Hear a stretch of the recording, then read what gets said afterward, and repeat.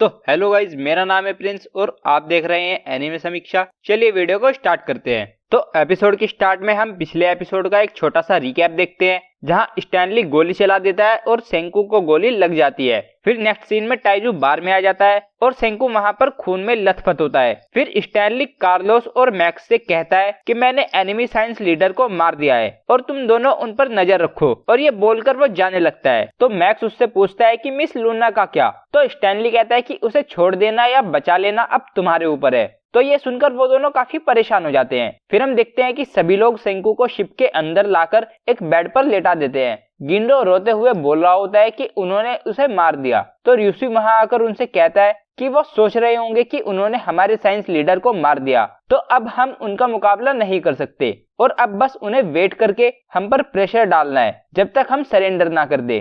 तो ये हमारे लिए उन पर अटैक करने का मौका है। तो यो कहता है कि तुम सही कह रहे हो, लेकिन हम इस सिचुएशन में एक्शन कैसे ले सकते हैं? तो र्यूसी कहता है कि इतनी जल्दी गिव अप मत करो। फिर हम देखते हैं कि सेंकू कुछ बोल रहा होता है। तो फ्रांशा बताती है कि ये बोल रहा है कि हा हा हा, मैं अभी मरा नहीं हूँ। फिर सेंकू कुछ और कहता है। तो फ्रांशा कहती है कि ये समझने में थोड़ा मुश्किल है, लेकिन शायद ये कह रहा है कि गोली इसके आर पार निकल गई। फिर सेंकू कुछ और बोल रहा होता है, लेकिन वो खांसने लगता है। तो टाइजू उससे कहता है कि तुम ज्यादा मत बोलो, अपनी बॉडी को रेस्ट करने दो। कासेकी उस आटे के बैग को पकड़कर कहता है कि तुमने सिर्फ आटे और पानी की मदद से बुलेट के इम्पैक्ट को कम कर दिया, तुम हमेशा ही कुछ न कुछ कमाल का कर देते हो। फिर सेंकू कुछ बोलता है और फ्रांशा उसको बाकी सबको बोलकर बताती है। सेंकू बोलता है कि अगर वो हेडशॉट होता तो मैं पक्का मारा जाता, लेकिन ये हो सकता है कि सिर्फ मुझे ही रिवाइवल फ्लूइड की रेसिपी पता हो, तो वो जरूर मुझे टाइम देना चाहते होंगे ताकि मैं अपनी विरासत छोड़ सकूं। तो मैं जानता था कि वो मेरे छाती पर ही वार करेंगे, इसीलिए मैं बच पाया। फिर फ्रांशा इस बात को सभी को इंग्लिश में भी बोलकर बताती है। तो ये सुनकर लूना सोचती है कि मैं विश्वास नहीं कर सकती कि उसने इस सिचुएशन में इतने आगे की सोच ली। फिर हम देखते हैं कि सेंकू बेहोश हो जाता है। तो टाइजू फ्रांशा से पूछता है कि क्या ये ठीक है? तो वो कहते हैं कि मैं जो कर सकती हूँ वो कर रही हूँ, लेकिन हमें डॉक्टर की जरूरत पड़ेगी। फिर हम देखते हैं कि लूना सेंकू के पास जाती है और कुछ करती है। वो हमें बताती है कि अगर तुम अपने हाथ के ऊपर के इस पार्ट को इस तरह से दबाओगे तो हाथ की कलाई की पल्स चली जाती है। अगर हल्के से दबाने पर ये हो तो ब्लड प्रेशर लो है, और अगर उसके लिए मजबूती से दबाने की जरूरत पड़े तो ब्लड प्रेशर हाई है।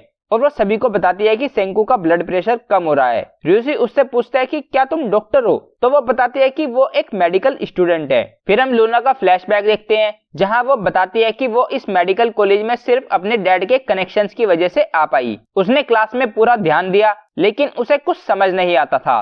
तभी टाइजू उसके हाथ पकड़कर उससे रोते हुए कहता है कि तुम ही हमारी उम्मीद हो, सेंकू हमारा फ्रेंड है, प्लीज उसे बचा लो। फिर नेक्स्ट सीन में हम क्रोम और कोहाकू को देखते हैं, और क्रोम एनिमी बेस को देखते हुए कहता है कि आखिर हम अटैक कहां से करें? वो पक्का हमें देख लेंगे और हमें तीरों से छलनी कर देंगे। तो कोहाकू कहती है कि मैं एरोस से तो डील कर लूंगी, लेकिन तभी होगा बोलता है, लेकिन हम गोलियों से भून दिए जाएंगे। तो क्रोम कहता है कि सही कहा, वो भी एक दूसरा किंगडम ऑफ साइंस ही है। फिर वो दोनों पीछे देखते हैं और उनके पीछे सुकासा स्पेशल स्क्वाड होती है। तो वो खुश हो जाते हैं। क्रोम उनसे पूछता है कि तुमने हमें ढूंढा कैसे? तो स्वीका उसे बताती है कि गैन ने हमारे लिए फूलों की पत्तियों को छोड़ा है, तो हमने उन्हें फॉलो किया। फिर सुकासा कहता है कि तो ये है एनिमी हेडक्वार्टर्स। मैं रात को कॉर्नफील्ड से जाने को बोलता, लेकिन वो काफी ज्यादा ओपन है, तो ये काम नहीं करेगा। पानी से हम ज्यादा पास पहुंच सकते हैं, लेकिन उसमें छुपने की ज्यादा जगह नहीं है। योगा बोलता है कि हमें बस उनके कैसल में घुसना है और बाकी कोई भी क्लोज कॉम्बैट में मेरा मुकाबला नहीं कर पाएगा। उकियो बोलता है कि लेकिन हमें डॉक्टर ज़ेनो को किडनैप करके वहां से भागना भी है। तो सुकासा कहता है कि हमें खुदाई करनी होगी। तो कोहाकू और उकियो चौंक जाते हैं। सुकासा बताता है कि हम एनिमी कैसल तक एक अंडरग्राउंड रास्ता बनाएंगे। स्वीका कहती है कि ये तो काफी ज्यादा काम होगा। योगा कहता है कि हमें सेंकू से खुदाई करने की मशीन के लिए कहना होगा। तभी उन्हें परसियस से कॉल आती है। उकियो फोन उठाता है और उधर से र्यूसी एक कोड लैंग्वेज में कुछ नंबर्स को बोलता है। तो बाकी लोगों को कुछ समझ नहीं आता।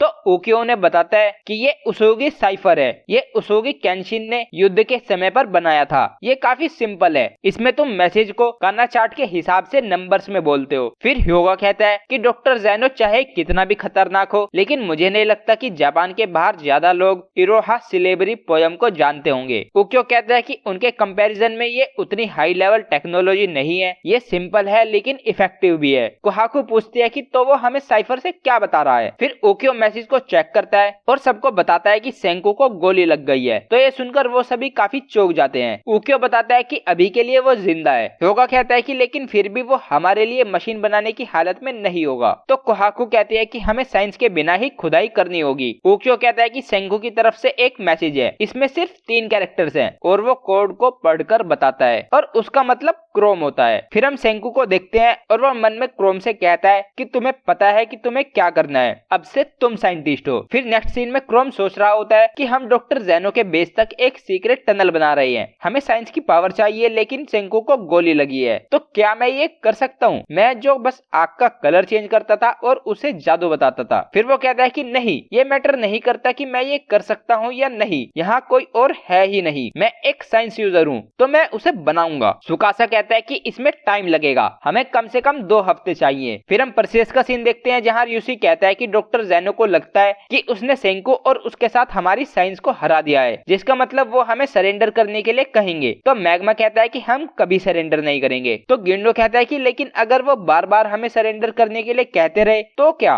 तो हानादा उससे कहते हैं कि ह्योगा ने कहा था कि वो हम पर हाई स्पीड पायरेट शिप से अटैक करेंगे। र्यूसी कहता है कि ये कल हो सकता है या फिर 1 महीने बाद, हम वो नहीं जानते, लेकिन हमें उन्हें ये विश्वास दिलाना होगा कि ताकत का यूज करना रिस्की हो सकता है, तो उन्हें सोच समझकर ही आगे बढ़ना चाहिए। फिर फ्रांशा कहती है कि इससे हमें काफी समय मिल जाएगा और अभी उक्यो के पास रियल मेड्यूसा है, वो डॉक्टर ज़ेनो के लिए एक स्पेशल गिफ्ट होगा। और फिर हम देखते हैं कि उक्यो मेड्यूसा को एक तीर पर लगाकर ज़ेनो के कासल के गेट पर मारता है। फिर हम देखते हैं कि गिंडो पूछता है कि चाहे उसकी बैटरी ही खत्म क्यों ना हो गई हो, फिर भी हम मेड्यूसा जैसे वेपन को ज़ेनो को क्यों दे रहे हैं? तो र्यूसी कहता है कि डॉक्टर ज़ेनो जैसा साइंटिस्ट उसे देखकर ही समझ जाएगा कि वो 21st सेंचुरी का एक सुपर ह्यूमन प्रोडक्ट है। गिंडो पूछता है कि क्या उसको डराने के लिए इतना काफी रहेगा? तो र्यूसी कहता है कि उसके साथ थोड़ा झूठा दिखावा भी करना होगा। तो मिनामी पूछती है वो कौन करेगा? तो र्यूसी उसे कोई जवाब नहीं देता और उसकी तरफ देखता है। तो मिनामी कहती है कि तो तुम ये कह रहे हो कि किसी को हमारे प्लान का अंदाजा लगाकर उसके हिसाब से झूठ बोलना है कि ये तो काफी सारे वेपन्स में से एक पेट्रिफिकेशन वेपन है, और तुम कह रहे हो कि हमारे एनिमी के साथ